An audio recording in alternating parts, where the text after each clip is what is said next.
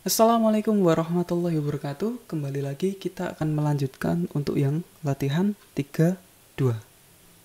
Nah, kita akan membuat data validation menjadi seperti ini, dimana ketika kita mengenter tahun 2021, maka akan muncul pesan seperti ini. Nah, lalu ketika kita mengenter nama yang berbeda, kucing, nah maka akan seperti ini. Lalu ketika kita mengenter jumlah transaksi yang salah, misalnya minus 5.000, maka akan muncul pernyataan seperti ini. Caranya adalah kita langsung lanjut ke sini aja. Kita buat validasi yang pertama adalah validasi mengenai tanggal terlebih dahulu yang ada di sini. Kita blok yang ada di sini, lalu kita ke menu data, kita ke validation, data validation yang ada di sini. Kita klik, kemudian kita allow, lalu kita pilih date. Untuk start date-nya, ini datanya kita pilih yang between, lalu start date-nya kita pilih 1 Januari 2020, lalu end date-nya adalah 31 Desember 2020. Kita klik OK. Seperti ini. Misal ini aku ketik 2021, maka akan muncul pesan seperti ini. Untuk mengkustomisasi pesan, teman-teman bisa lanjut ke sama seperti tadi, ada di error alert. Kita pilih di sini. Misalnya hanya menerima tahun transaksi 2020. Kita klik OK. Misal ini kita ganti jadi 2021, muncul pesan seperti ini. Lalu yang selanjutnya adalah kita akan membuat data validation terkait nama yang ada di sini. Kita blok dulu untuk nama, lalu kita ke menu data, kita ke data validation seperti tadi. Kita pilih list yang ada di sini. Lalu source-nya kita pilih data 32D di mana di sini ada daftar pelanggan, ada alamat, ada nomor telepon. Kita anggap bahwa data yang ada di sini adalah data yang valid. Kita pilih yang ada di sini. Kita bikin allowance supaya nanti kita bisa menambahkan nama baru yang ada di bawahnya. Lalu kita klik error alert-nya, kita bikin judul terlebih dahulu. Misalnya titelnya woi. Lalu error message-nya adalah maaf, aku belum kenal. Oke, kita klik OK. Nah, di sini ketika kita mengenter atau menginput nama yang berbeda, misalnya kucing, nah akan muncul pesan seperti ini. Yang selanjutnya adalah kita akan melakukan data validation terkait jumlah transaksi. Kita blok yang ada di sini, lalu kita ke menu data, kita ke data validation. Nah, di sini kita pilih yang desimal, lalu between. Kita minimumnya ditulis 0 supaya tidak menulis minus, lalu maksimumnya adalah misalkan 5.000. Nah, untuk error alert-nya kita pilih di sini. Kita tulis di sini, woi, kemudian error message-nya, aku cuma bisa menerima data jumlah transaksi minimal 0, maksimal 5.000. Kita klik OK. Nah, di sini ketika kita mengenter ataupun menginput misalkan 6.000, maka akan muncul seperti ini. Begitupun ketika kita menginput minus, misalnya minus 50, akan menjadi seperti ini. Yang selanjutnya adalah kita menuju ke sheet data 32B seperti ini. Nah, di sini diketahui data terkait tanggal, kemudian nomor jurnal, kemudian akun, kemudian debit, kemudian kredit. Di sini juga diketahui tahun bukunya tahun 2020. Nah, misalkan di sini aku tanggalnya aku ganti tahunnya menjadi 2021 seperti ini, maka akan berwarna merah. Kemudian ketika tahun bukunya saya ganti menjadi 2021, maka tanggal yang berada di sini selain tahun 2021 akan berwarna merah. Kemudian ketika saya menginput jurnal dengan debit kredit yang tidak seimbang, misalkan seperti ini.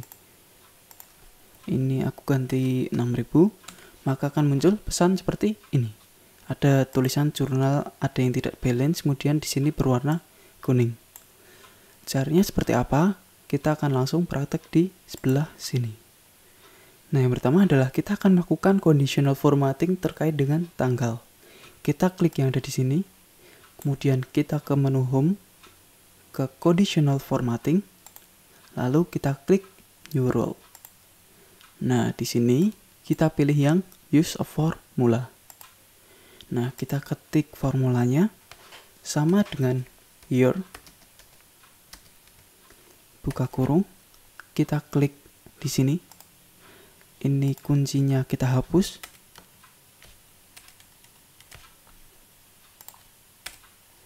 Kemudian kita bikin tanda tidak sama dengan seperti ini. Artinya ketika dia lebih atau kurang berarti dia memenuhi fungsi. Pembandingnya adalah kita klik yang tahun buku. Di sini kita kunci, hati-hati di sini harus kita kunci. Lalu untuk filenya kita pilih yang berwarna merah. Seperti ini. Lalu kita klik OK. Nah, ketika ada tahun yang tidak sama dengan tahun buku, maka dia akan berwarna merah. Ya, selanjutnya adalah kita akan menambahkan fungsi if yang berada di sini, seperti ini. Nah, seperti ini.